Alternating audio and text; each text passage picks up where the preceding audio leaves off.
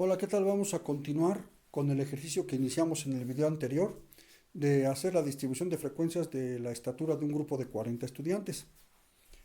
Vimos que los datos sueltos o los datos no agrupados se clasifican en clases, ¿verdad? Y que el número de datos que caen en cada clase se llama frecuencia, frecuencia de clase. Y que la frecuencia de cada clase dividida entre el total de datos da la frecuencia relativa. También vimos que cada clase tiene un límite inferior y un límite superior y que la suma del límite inferior más el límite superior entre dos de cada clase, eso me da la marca de clase.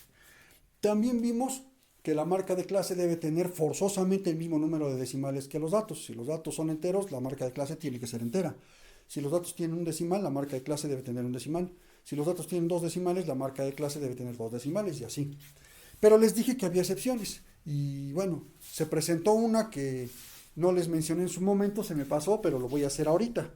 ¿Cuál? Las frecuencias relativas. La frecuencia relativa de clase debe tener eh, de 2 a 3 decimales. ¿Sí? Estoy buscando ahorita, ahí está, de 2 a 3 decimales. A ver, le ponemos bien, ahí está. De 2 a 3 decimales. Nosotros para uniformizar vamos a ocupar 3 decimales para todas las variables relativas.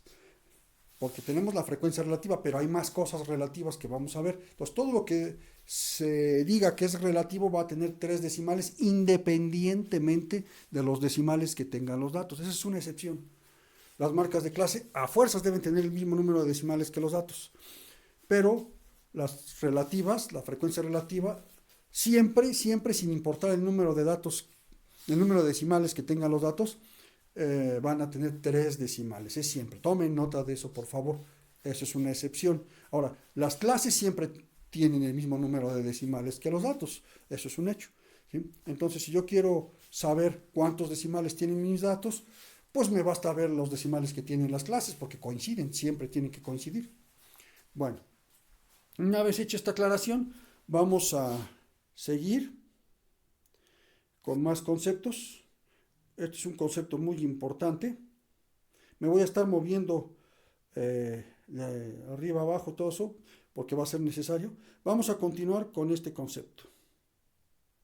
Las fronteras de clase, también conocidas como clases reales o clases verdaderas, son intervalos que se generan, al considerar los límites inferior y superior de clases como datos continuos. A ver, las fronteras, cada clase tiene una frontera. ¿Sí? ¿Cómo calculamos la frontera? Y de hecho, este es uno de los cálculos más importantes que hay en estadística descriptiva, las fronteras, o antes llamadas clases reales. ¿Sí? Entonces vamos a ver, les voy a enseñar cómo se calcula la frontera de cada clase.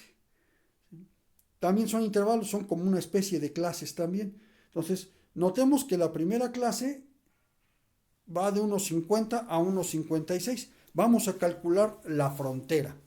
Les voy a decir cómo se hace. Le borramos aquí. Me voy a cambiar de aplicación.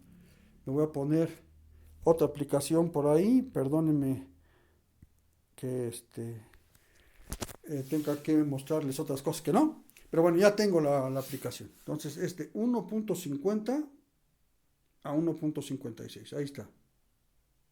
Esa era la primera clase. Vamos a extraer la frontera. Le vamos a restar al límite inferior 0.005. ¿Por qué dos ceros? Porque como tiene dos decimales debe tener dos ceros.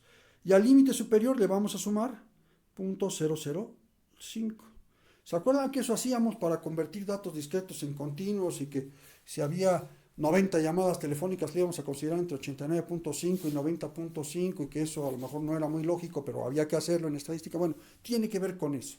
Entonces, al límite inferior le vamos a restar el número de decimales, el número de ceros que de decimales, en este caso hay dos decimales, entonces debe haber dos ceros, y al otro se le va a sumar. Entonces, la frontera, ¿cómo va a quedar? Entonces, tomamos la calculadora y es 1.50 menos 0.005, y esto me da 1.495. Y la frontera para el otro es 1.565. Esta es la frontera. para la primera clase mi frontera va de 1.495 a 1.565. También las fronteras tienen otra razón de ser. A la hora de hacer la gráfica de barras, cuando usamos las clases, las barras quedan separadas, queda un hueco entre las barras. Y en cambio, si usamos las fronteras, las barras quedan pegadas y es importante que queden pegadas las barras. En lo que se llama un histograma, que eso lo vamos a ver después. ¿Sí? Entonces, también tiene que ver con eso. Entonces, para mi clase de 1.50 a 1.56, su frontera va de 1.495 a 1.565. Y aquí hay otra excepción al número de decimales. Siempre las fronteras van a tener un decimal más que los datos. ¿Sí? Aquí no es como en las marcas de clase que tienen que tener el mismo número de decimales que los datos. Aquí las fronteras siempre tienen un decimal más que los datos. Si mis datos tienen 2 decimales, entonces las fronteras tendrán 3. Aquí está, se está viendo. Si mis datos son enteros, entonces las fronteras van a tener un decimal. Si mis datos tienen un decimal, entonces las fronteras van a tener 2 decimales. Tomen nota de eso, por favor. Ya sacamos la frontera de la primera clase. Ahora vamos a proceder a sacar la frontera de la segunda clase. Le borramos. Me cambio de aplicación. Para la segunda clase. Le borramos aquí. Que va de 1.57 a 1.63. Entonces, pues cambiamos la aplicación. 1.57 a 1.63. Igual le restamos 0.005 y a este le sumamos 0.005. Entonces aquí me va a quedar 1.57. Estoy haciendo mi calculadora. Menos 0.005 me da 1.565. Y aquí me va a dar 1.635. Y este va a ser la frontera de la clase número 2, de 1.565 a 1.635. ¿Sí? Entonces ya tengo la frontera de la clase número 2. Bien, vamos a calcular la frontera de la clase número 3. La clase número 3, aquí le borramos, se ve que va de 1.64 a 1.70. Entonces vamos a sacar la frontera de la clase número 3, de 1.64 a 1.70. Entonces, de 1.64 a 1.70 es la clase. Entonces, aquí le vamos a restar 0.005 y aquí le vamos a sumar 0.005. Recuerden, el número de ceros es el mismo que el número de decimales. Igual acá. Entonces, aquí me quedaría, si no me equivoco, 1.635. Y aquí sería 1.705. Esa sería la frontera de la tercera clase, de 1.635 a 1.705. A ver, nos pasamos. Luego vamos con la cuarta frontera.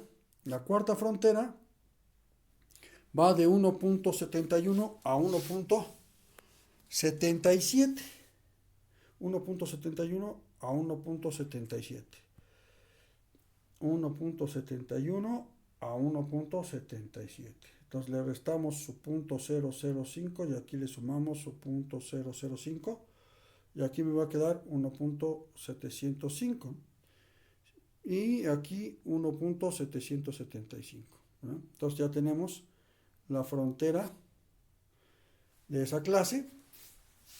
Y ya para terminar, le borramos, vamos a ver la última clase. Ahí está.